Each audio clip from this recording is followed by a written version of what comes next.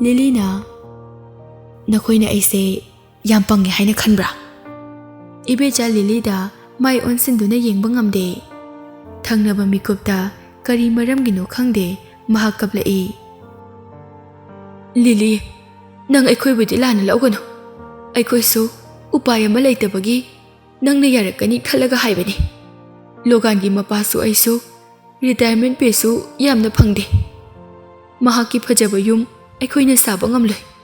Mahaki tongan ba yum leitrabadi kanana su mahaka luhongsi haiba yarakloi. Lilina, ima, Mary gi imungdi paisa yamna paibadaine. Yum amaduda mahakti kaisu sopsaloye. When family paisa pai hairabaso ibecha gi maithongdo harau minok amata tamde. Lili, aina haijari. Yum du tangdi aikhoy da pibiyo. Lili su matau karamnadi yaningani ana ayek ama thoklakpagi paisa laite haiba oirabadi yum mak natrabasu selgi mateng soidana panglamgani. Lilina, ima, Loganda, Mary ga yamna thuna luhongbana phani. Adu oiradi nakoy gi family gi oina Mary na bila ama leirga piraksani. Ibe jadi Lilina ngangli padu karisu tade mahakna thokpa ama ngangli. Lili, aishu nangbu asuk kuiba matamse nungsiduna lakibani. Haukiba matamdugi khalaga nang yumsi matangdi Loganda pibiyo. Nangdi haiba inba ichani yarakani haina sukhale. Kona paisa amu pira osu ai pirake. Lili tasengna nupiduna yumdu aduk yamna pamlibasi karigino khangde.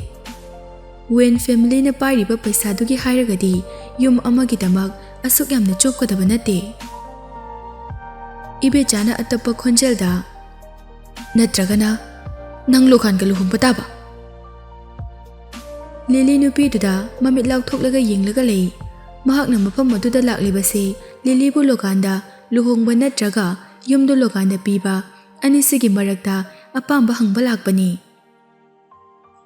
Karigino makhoyna ibo mupam lakliba. Mary gi fake pregnant du khanglakpadagi oiramgadra. Logan gi oinadi Mary ga kaino haiba kaidonungde yarakloi. Lili wakhal khallaba matung ai nakhoyda yum banba ngamloi. Logan ga luhongbu sungamloi. Nakhoyna yumdubu pamlabadi yumdugi paisa tangkhai ama aingonda piro. Ibe jakappadagi hendoklaga makhu makha tana Lilida khurumduna haijarai. Nakhoygi family da paisa wate haiba aikhoy khangi. Aikhoyda minungsi khajitang leibiyo. Nupi aduna tawrakpa ek khuding Lilina khalludaba ngangtani. Lili gi pukningdi makhoyda thaujal utloi haina lepkhrabani. Nangna egi mangda suicide tawra phawba aigi thamoidi amuk hana tethagadaba nate. Ibe jaso Lilina asumna tamthirakani haibase wakhalda lamsilude. Lilida tingak yenglaga lei. Lili mit yengdu makhada thamduna tawrakliba sequence asida aigi asoiba mata leite. Nakhoyna ibu komda kayarak langthaba khaktane. Nakhoygi mathong jadaba request to aingonda hairakano. Aina kaidongda yaroi. Yumda hanbiro aduna phani. Ibe jaso yumdu matang phanglabadi haina Lilida khon kana ngangba ngamjade. Lili kariso hairamdana mangthana jattuna jatkhro haibagi mawongda thongdo hangtorai. Humjillakleba ahingi ayingba nungsituna ibe jada sokpada chaina kaya pirakpagum phawri. Matomtaga lakpaga Liligi mataududa mahaksu kidabadi nate. Hawgalaktuna tapna thoglai. Hoi, ngasigidi ay chatlage. Ay amuk lakini Lili. Nang imana haiba yabiyo ko. Lili kariso khanthaba tawdana sida panglakta lakano. Nakhoy punamakna final decision lawraba kanda amuk tangga lakho. Nupido chatkraba matung Lili na thongdo lonsili. Phone da yengbada mahaki mamagi WhatsApp message mayam ama leirami. Lili so mama mapada asengbado haibana phagani haina khalai. Yumsi aina lawba tarabadi makhoygi family da $1.5 million di pikini. Aigi khutta asuk yamba paisa di leide. Aduna ai asengba pumba imada haibana phagani. Wakal se khallaba matung Lily na mahakki mamada call tawduna thokiba wari kaya do lirami. Hospital da khut thoknaba khanakiba matangdudi pande. Mamadu su Lily ki wadabadi ngamde athuba matamda tholakani haina promise tawrae. Thangnaba numita Lily University da lai. Mafamduda ibeja natraga Mary lakadra haibaki masada nungnangba phawi. Lily last class sangge tawbaga tomthinga nupi amaga side by side chatminaba urami. Nupi du su thoidok hinthokna phajai. Lips maraktagi phawtharakpa sunlight rays na makhoi anida yaibada dazzling stars yamna mali. Tomthin uba khuding mahaki negative emotion khudingmak ngaihakti manghanba ngami. Adubu nungaiba mutudi ngaihak khaki oi. Tomthin kanano haiba wahangsi mahaki wakhalda hekta lamsilai. Lily na classroom da changge tawbaga mangda logan leplaga leirami. Kari so haidana Lily da khurumduna makhada kuntharai. Class manungda leiriba satra mayamduna makhoi ani wari sanabadu urami. Mahakna mafam asida laklibase aiga hanjinase haiba lakpa oiramlai. Adudi mahakna laklibase karige. Lily na nupadugi intention do kari oiramba yai haina khali. Mayamna yenglakadu phawba Logan di haugalakte. Logan mahaki identity karino khangdaba haibadu oire. Mayamna kari comment pirakani haibagi akiba su leite. Lily di mahaki khanbada hena ikairami. Hainadabagi sakpham utuna nupaduda yengi. Classroom da leiriba kumai haraugumna yengnariba student mayamduda amuk yengi. Logan, what's the matter? Horen ai class loiraga phasana wari sanase. Logan sumamaida nongkhalaktuna nang aigi tung induna lao. Natrabadi nang mayamangda soidan chophangani. Lily na mase mahi tamphamni. Nang su hana mafam asida oja oiramba natra. Leiriba mayamsina nangbu nuknaribase nang ikaidabra. Logan Lily da nofet tawraga aina pamlibasisu makhoi mayamna nokna yengnabasini. Makhoi mayamna nangbu nuknabadune aina pamlibase. Aigi apamba phangdriba makhai mafamsida makhatana lakini. Aina wathokse hena chawthokhanggani. Oja amasung satra khudingmakta loina khanghangani. Matam amada mahakpu savior ni haina khalamba nupadu ngasidi crazy man ama oire. Mahakna pamba khuding tawsasano. Ai mahakka wari sanaba pamde. Lily nupadu na nganglibadu attention amata piramdana classroom da step ama thangjinba haubaga tungdagi Logana makhol hongna lawrai. Lily, aigi imado ngarang nangga nungdang unarubadagi masaka nangamdre. Nang mangonda haidaba wahi kaya hairamgani. Chin kaya thiduna chairamgani. Nangi khanbibada aina hena nungaijade.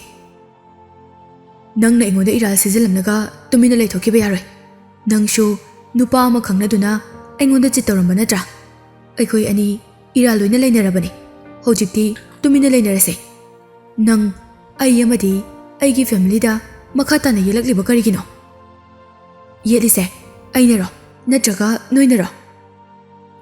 Logan sumaya mamangda Lily bu lana uhanba pami.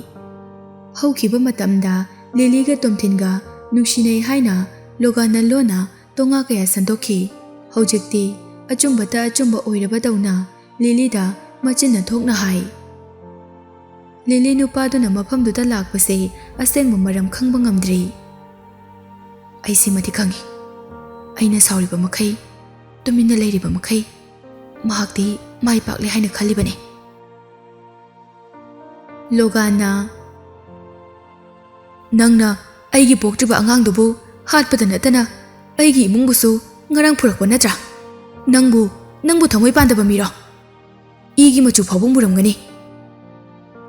Lily reply amata pidana munna yenglaga lei. Mayam mangda Logan yamna nungaitaba sarabasu invisible angle amadadi Lily da tumina nokli. Lily su khanglibani. Mahang na ingonda noklibase. Aibu stupid oi khanbagira. Natraga aina karimata tawba ngamde. Aibu sananingba mawongda sanaba yai haina khanbagira. Atopa mafam ama oiramlabadi chensinduna nupadubu khupakna tharamgani. Aina tharuraga mayamsina kari amuk hainakhiba. Logana amuka hana laurai. Aina yumduda chokadaba nate. Matungda aigi imada khut tharakano. Nangna ngarang phurakpadagi hospital da hojiksu lehori. Chakniba amana paisa nibagumna Logana Lily dagi minungsi amaniri.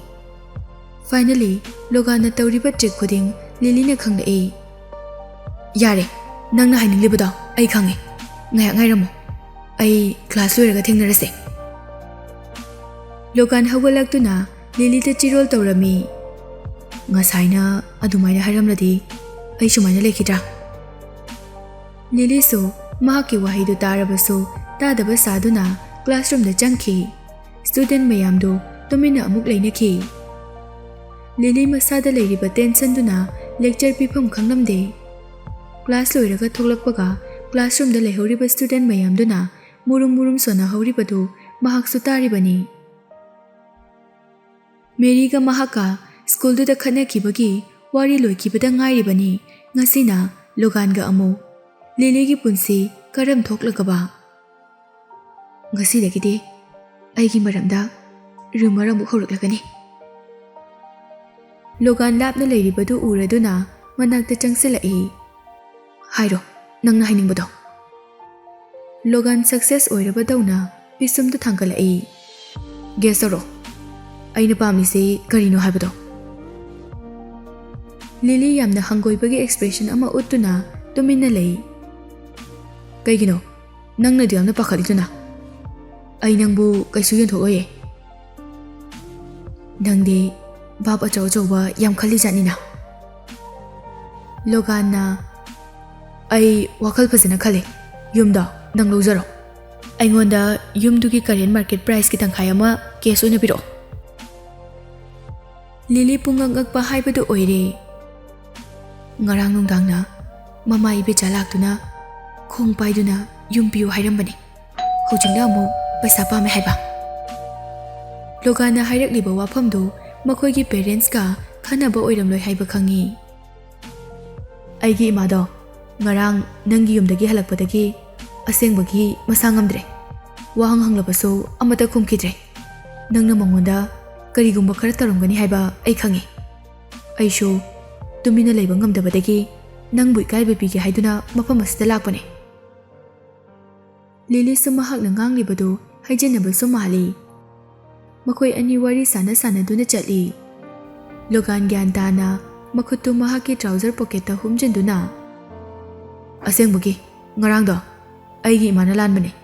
Nangonda yumpiu haida mahaksu henmale. Aina mahakbu yam phatana khalibase laladra. Makoi ani matam kuina normal oina wari sanarakrabani. Logana Mary dusu aina chatlankrabani. Karige aina khaluba punamak tayonaramle.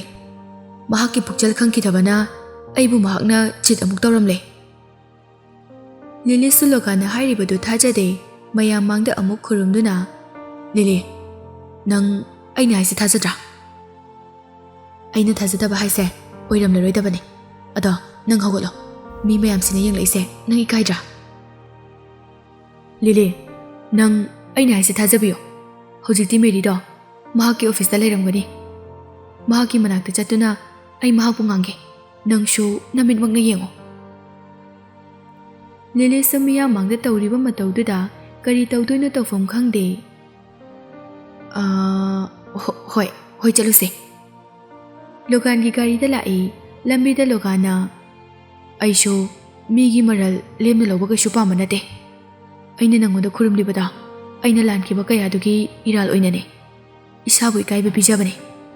ꯑꯗꯨꯕꯨ ꯋꯥꯈꯜꯗꯤ ꯌꯥꯝꯅ ꯍꯦꯟꯖꯤꯟꯅ ꯁꯥꯒꯠꯈꯤꯅꯨ ꯑꯩꯈꯣꯏ ꯑꯅꯤꯗꯤ ꯑꯃꯨꯛ ꯍꯟꯅ ꯅꯨꯡꯁꯤꯅꯔꯔꯣꯏ ꯂꯥꯁ ꯇꯥꯏꯝꯗ ꯑꯩꯈꯣꯏ ꯑꯅꯤ ꯎꯅꯈꯤꯕꯗꯨꯗꯁꯨ ꯃꯍꯥꯛꯅ ꯑꯩꯕꯨ ꯃꯃꯜ ꯂꯩꯇꯕ ꯃꯤꯒꯨꯝꯅ ꯋꯥ ꯉꯥꯡꯈꯤ ꯅꯨꯡꯁꯤꯅꯕꯃꯛ ꯅꯠꯇ꯭ꯔꯕꯁꯨ ꯑꯁꯨꯝꯅ ꯀꯥꯝ ꯑꯣꯏꯅ ꯋꯥ ꯉꯥꯡꯂꯕꯗꯤ ꯃꯍꯥꯛꯅꯁꯨ ꯂꯣꯒꯥꯟꯕꯨ ꯍꯦꯟꯅ ꯁꯥꯎꯔꯝꯂꯣꯏ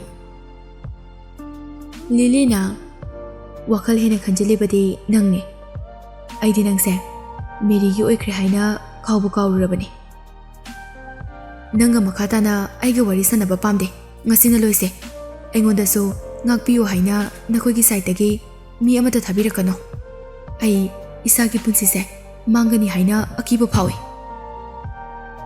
ꯂꯣꯒꯥꯟ ꯁꯨꯒꯠꯂꯒ ꯅꯪ ꯍꯧꯖꯤꯛꯐꯥꯎ ꯕꯦꯗ ꯇꯦꯝꯄꯔ ꯂꯩꯔꯤ ꯂꯤꯂꯤꯁꯨ ꯃꯍꯥꯛꯀ ꯃꯔꯩ ꯌꯦꯠꯅꯕ ꯄꯥꯝꯗꯕꯒꯤ ꯇꯨꯃꯤꯟꯅ ꯑꯃꯨꯛ ꯂꯩꯈ꯭ꯔꯦ ꯂꯝꯕꯤꯗ ꯃꯈꯣꯏ ꯑꯅꯤ ꯋꯥ ꯉꯥꯡꯅꯈꯤꯗ꯭ꯔꯦ ꯄꯨꯡꯈꯥꯏꯃꯨꯛ ꯒꯥꯔꯤ ꯊꯧꯔꯛꯂꯒ ꯂꯣꯒꯥꯟꯅ ꯒꯥꯔꯤꯗꯨ ꯔꯤꯌꯦꯜ ꯁ꯭ꯇꯦꯠ ꯇ꯭ꯔꯥꯟꯖꯦꯛꯁꯟ ꯍꯣꯜ ꯑꯃꯒꯤ ꯃꯃꯥꯡꯗ ꯈꯥꯝꯃꯤ ꯂꯣꯒꯥꯟ ꯁꯥꯏꯠꯇ ꯌꯦꯡꯊꯣꯛꯇꯨꯅ ꯁꯤꯗꯅꯦ ꯌꯧꯔꯦ ꯂꯤꯂꯤꯁꯨ ꯃꯀꯣꯛꯇ ꯅꯣꯟꯊꯗꯨꯅ ꯁꯤꯠ ꯕꯦꯜꯠꯇꯨ ꯂꯧꯊꯣꯛꯅꯕ ꯇꯧꯏ ꯃꯤꯀꯨꯞꯇꯨꯗ ꯈꯧꯔꯤꯗꯨ ꯃꯆꯤꯟ ꯇꯨꯝꯕ ꯑꯃꯅ ꯊꯤꯟꯖꯤꯜꯂꯛꯏ ꯈꯪꯍꯧꯗꯦ ꯂꯤꯂꯤ ꯒ꯭ꯌꯥꯟ ꯃꯥꯡꯗꯨꯅ ꯋꯥꯟꯊꯈꯤ ꯂꯤꯂꯤꯅ ꯚꯥꯞ ꯂꯥꯛꯇꯨꯅ ꯃꯤꯀꯞ ꯊꯣꯛꯂꯛꯄꯗ ꯑꯆꯧꯕ ꯐꯃꯨꯡ ꯑꯃꯗ ꯍꯤꯞꯂꯒ ꯂꯩꯔꯝꯃꯤ ꯀꯥꯗꯨ ꯃꯩꯅ ꯄꯨꯡꯉꯥꯟ ꯉꯥꯟꯅ ꯊꯥꯜꯂꯤ ꯂꯤꯂꯤ ꯃꯍꯥꯛꯅ ꯒ꯭ꯌꯥꯟ ꯃꯥꯡꯈꯤꯕꯗꯨ ꯃꯇꯧ ꯀꯔꯝꯅꯅꯣ ꯍꯥꯏꯕ ꯅꯤꯡꯁꯤꯡꯂꯛꯏ ꯂꯣꯒꯥꯟꯅ ꯑꯩꯕꯨ ꯋꯥꯟꯊꯍꯜꯂꯤꯕ ꯀꯔꯤꯒꯤꯅꯣ ꯍꯧꯖꯤꯛꯅ ꯃꯍꯥꯛ ꯀꯗꯥꯏꯗ ꯆꯠꯈ꯭ꯔꯕ ꯂꯤꯂꯤ ꯁꯨꯞꯂꯝꯂꯤꯕ ꯐꯩꯖꯨꯞꯇꯨ ꯍꯥꯏꯒꯠꯇꯨꯅ ꯃꯁꯥ ꯄꯨꯝꯕ ꯃꯤꯅ ꯁꯣꯛꯈꯤꯕ꯭ꯔꯥ ꯍꯥꯏꯅ ꯆꯦꯛ ꯇꯧꯏ ꯃꯁꯥꯒꯤ ꯁꯦꯠꯈꯤꯕ ꯐꯤꯖꯣꯜ ꯈꯨꯗꯤꯡ ꯀꯔꯤꯁꯨ ꯍꯣꯡꯂꯝꯗꯦ ꯑꯟꯀꯝꯐꯣꯔꯇꯦꯕꯜ ꯑꯣꯏꯕ ꯀꯔꯤꯁꯨ ꯂꯩꯇ꯭ꯔꯕꯗ ꯃꯁꯥꯗꯨ ꯈꯔ ꯃꯈꯩꯗꯤ ꯌꯥꯡꯏ ꯍꯧꯒꯠꯂꯛꯇꯨꯅ ꯑꯀꯣꯏꯕꯗꯨ ꯌꯦꯡꯏ ꯃꯍꯥꯛꯅ ꯂꯩꯔꯤꯕ ꯔꯨꯝꯗꯨ ꯍꯣꯇꯦꯜꯒꯤ ꯔꯨꯝ ꯑꯃꯅꯤ ꯍꯥꯏꯕ ꯈꯪꯂꯛꯏ ꯑꯩꯕꯨ ꯂꯣꯒꯥꯟꯅ ꯀꯤꯗꯅꯦꯞ ꯇꯧꯕ ꯑꯣꯏꯔꯝꯒꯗ꯭ꯔꯥ